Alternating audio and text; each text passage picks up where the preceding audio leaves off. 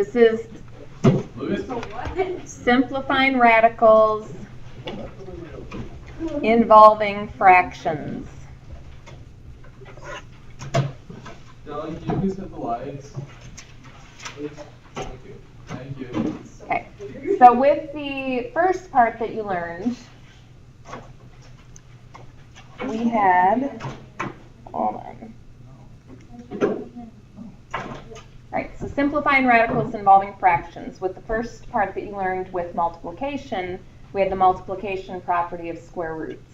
Now we have the division property of square roots.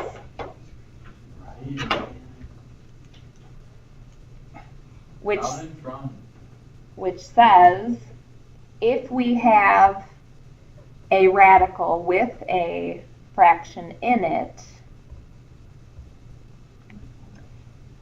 if it is in our best interest to do so, we can split it up into separate radicals, which allows us to only take the square root of 16, which is 4, and the square root of 25, which is 5. Okay?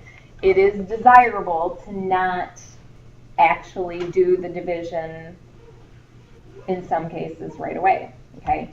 But you have different scenarios, so you're going to kind of have to look at the big picture and see what's going on.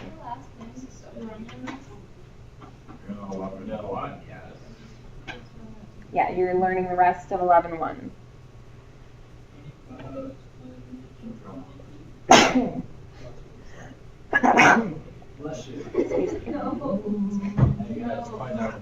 Okay.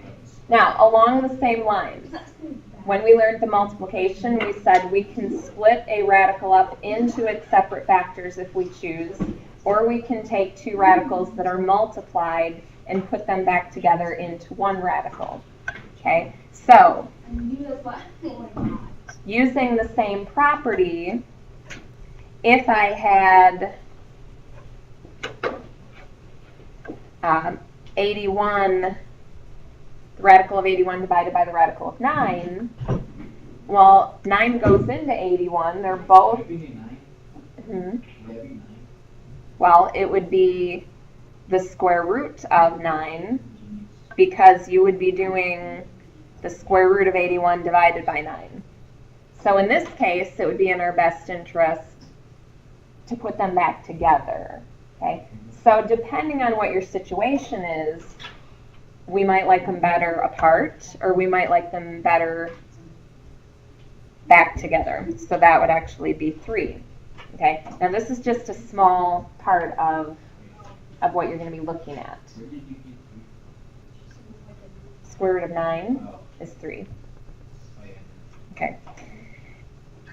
So this is kind of the big picture. We're applying the division property of square roots in the best way that it works for us. Okay, either putting them together or taking them apart. Now, there's kind of an order to this. There's an order that I want you to check things. Okay.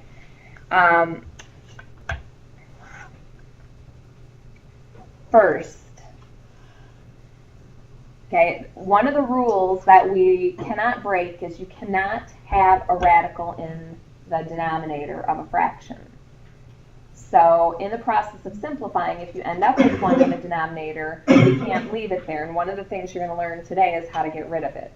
But we do that last. We check every other possibility first. So the first thing that you should look for is, does the bottom go into the top? Is the numerator divisible by the denominator? Does it go in evenly? Okay, so another example would be,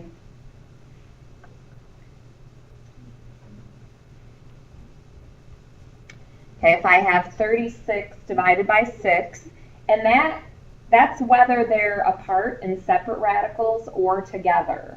Okay, doesn't matter if they're apart or together. If they're both in radicals, they're part of you know, that is the fraction. Now, if you're looking at that, you should be thinking, yeah, 6 goes into 36, right? I wouldn't want to separate them out and deal with them individually. So if the bottom goes into the top, then you're going to, so if yes, then you're going to divide. 36 is divisible by 6. Now, just because you do that division doesn't mean your radical goes away. They are in a radical. When you divide, they're still in a radical, okay? So this would be the square root of 6, but that is fully simplified because 6 is just 2 times 3. There are no pairs in there, right? Yeah. Okay, now you might want to make a note here. If the resulting radical has perfect squares in it, then simplify. Okay, so say I do my division and I get the square root of 24. I can't leave the square root of 24 because that's got a perfect square in it. So you make sure your final answer has no perfect squares in the radical, okay? So that's the first thing that we look for. Does the bottom go into the top? Because if that works, then you will not have a radical in your denominator. Denominator will be gone, right? Okay, so that's step number 1. If that doesn't work, okay, the next best scenarios, the second thing you look at would be, is the bottom a perfect square?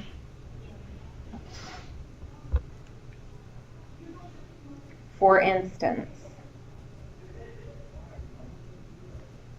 11 and 49, 49 clearly does not go into 11. So you're not going to get rid of the denominator that way. But 49 is a perfect square. It would be a good idea for you to know your perfect squares at least through 13, if not through 15. Okay, 225 is the square of 15. It'll save you some time, but 49 is a perfect square. Okay, so if yes, then split the fraction into 2 radicals and then simplify. Simplify each. So I would split this up and say this is the square root of 11 over the square root of 49. The square root of 49 is 7. And is there anything that I need to worry about with the top? Is there anything that needs to come out? Are there any factors of 11 other than 11? No. Okay, so that's going to stay the square root of 11. And that's okay. You can have a radical on top as long as it's simplified, just not on the bottom. Okay? So that's the second thing you will look for. And we're going to go through a number of examples, as many as we can. But we have to get these rules down. Okay, now you checked the first one, if the bottom went into the top. You checked the second one. If the bottom's not a perfect square, then you go on to step 3. Okay? Do the top and bottom. I should be using technical vocab here, numerator and denominator, but do the top and bottom share a common factor. Now, that would be, you can't simplify the top with something outside with something in a radical. They either both have to be in a radical or both out. Okay, because 2 inside the radical is not equal to 2, right? The square root of 2 is not 2. Okay, so what you're looking at makes a difference whether it's in or out. But what I'm talking about here, for instance,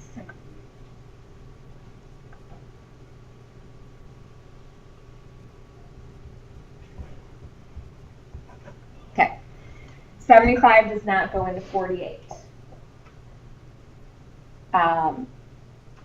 75 is not a perfect square, right? But 48 and 75 do share a common factor. Do you know what goes into both 48 and 75? It's obviously not 2. Does 3 go into both? Do you know how to tell if 3 goes into a number? No. Add the digits. 7 plus 5 is 12. Does 3 go into 12? Yeah. Then it goes into 75. Okay. Only Add- for threes? Only for 3. Add 4 and 8, you get 12, so 3 goes into it. So if you add the digits and 3 goes into that, then it will go into the number. If you don't know, add them again. 12 is 1 plus 2, which is 3. 3 obviously goes into 3. So 3 goes into both. So we are going to divide out the 3 from both. You're just going to simplify that fraction, basically. So we get 16 over 25, still in the radical. But that's really good sign, right? Both of those are perfect squares. So then we would go back to the fact that we have a perfect square in the bottom and one in the top. But now you're up here. The bottom is a perfect square. We're going to split them up and simplify. So we would get 4 on top, 5 on the bottom.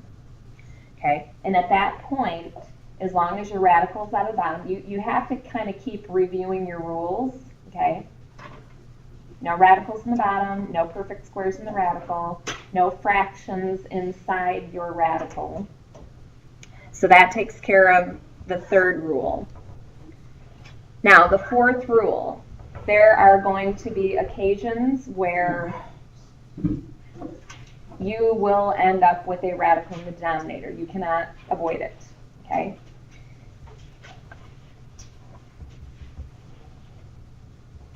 So you've looked at all the rest.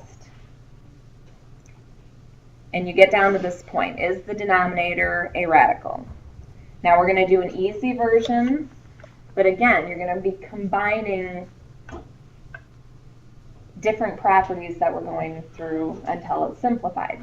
So we're going to say, what if we have 2 over the square root of 3? Okay, this is not a radical. It doesn't simplify at all, 2 over radical 3. We call this, so if yes, we are going to rationalize the denominator.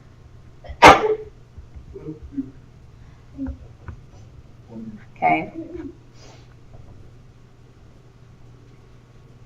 Now, what we do when we rationalize the denominator is not going to make your denominator go away, but it is going to take care of having a radical in it.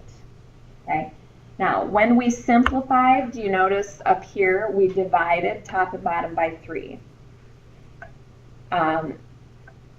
You're okay as long as you do the same thing to the top as you do to the bottom, because it's like multiplying by 1. Because something over itself is just 1, right? So to rationalize, I have to create a perfect square. Tino, you should be writing this down. I have to create a perfect square. Well, if I added another 3 to this bottom, that would be a perfect square, right? So if I multiply the bottom by radical 3, on the bottom, I'm just going to get 3, because that creates a pair of 3's in my radical, yes? Sure. Okay, so that creates 3 times 3, which is just 3. Now, the problem is I can't just multiply the bottom by radical 3 and say that that's okay. I can multiply by a form of 1, which means I also have to multiply the top by radical 3.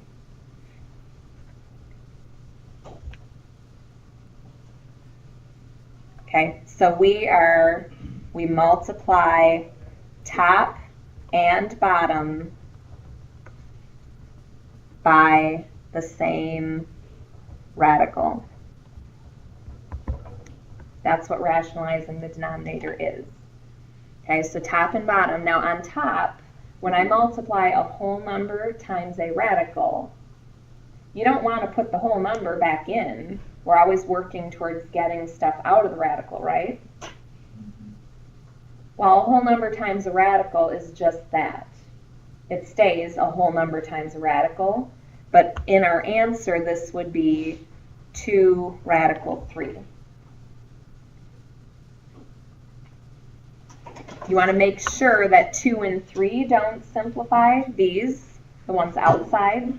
If they don't, then you're done. Okay, so we have some examples we're going to go through. But these are, I would keep this out and handy while you're doing these so that that's what you're going to look for. And it seems, I don't know, may or may not seem easy, but these always seem to be the ones that give people trouble. Okay. So I'm going to throw some out there and you tell me which one of these you would apply first, okay?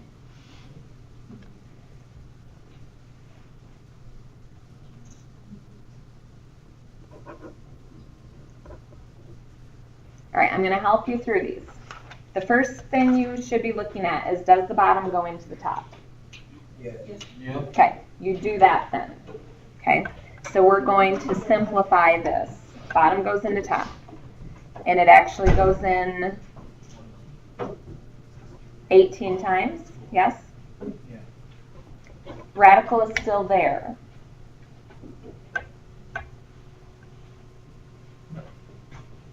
Are we allowed to use whiteboard for this?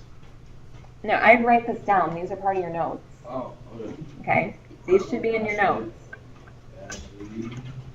You're going to want examples to follow in your notes, trust me. Okay, this is not totally simplified though, because 18 is 2 times 3 times 3. So the 3's are going to have to come out. So that would be 3 and the 2 stays in. So you wouldn't have. You're taking the square root of 3 times 3. Oh, okay. Comes out as a 3. Okay, so that is the answer. All right, how about this one?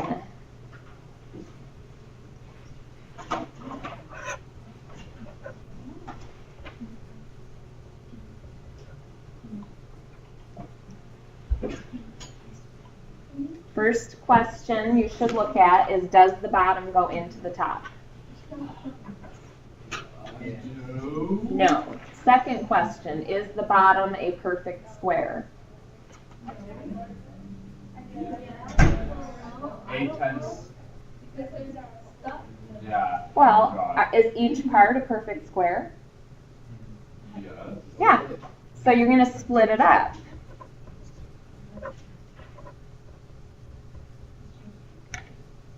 So the bottom is a perfect square. We're going to split it up.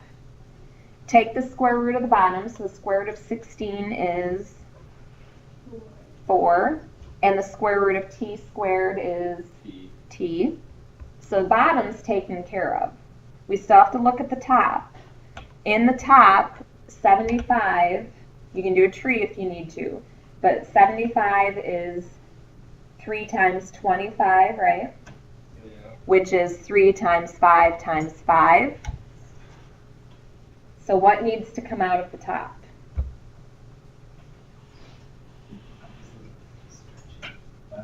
The pair of 5s, right? Yep. the pair comes out as a 5. The radical 3 stays, and that is still over 4t.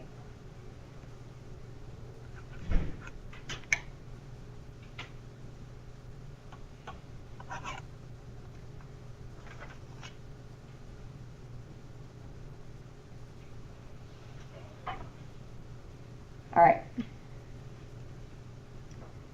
We're going to look at another one.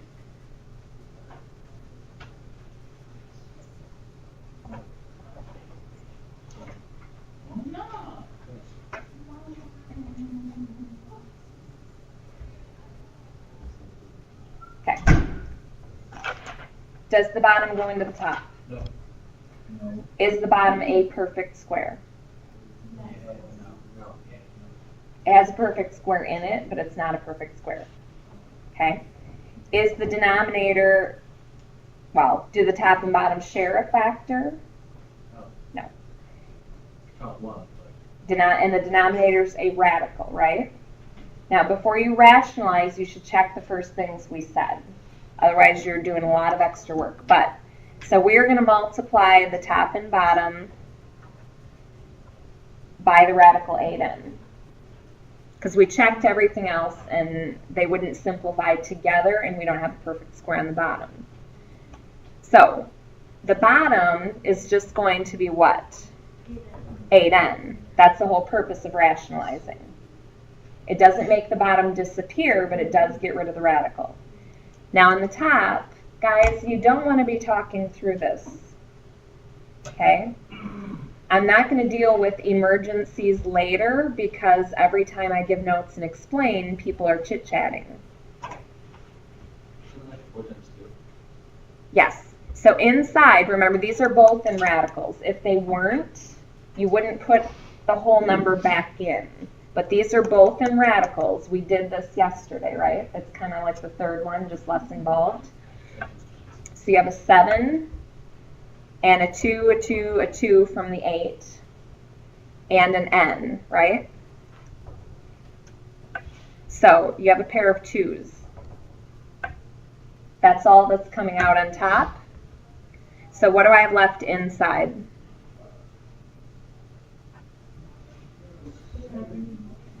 I have 7 times 2, which is 14, right? And I have that n, which is still in there. And my 2 comes out. Okay, now you're almost done, but not quite. Any idea why?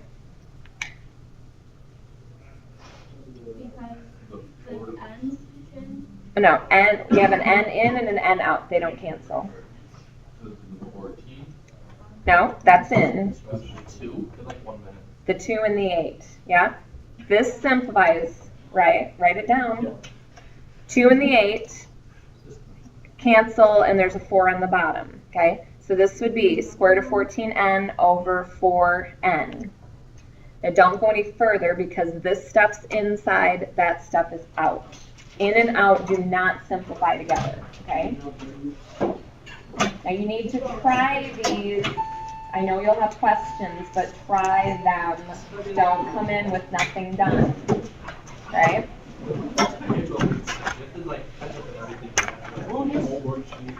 We all know, we've all been sick.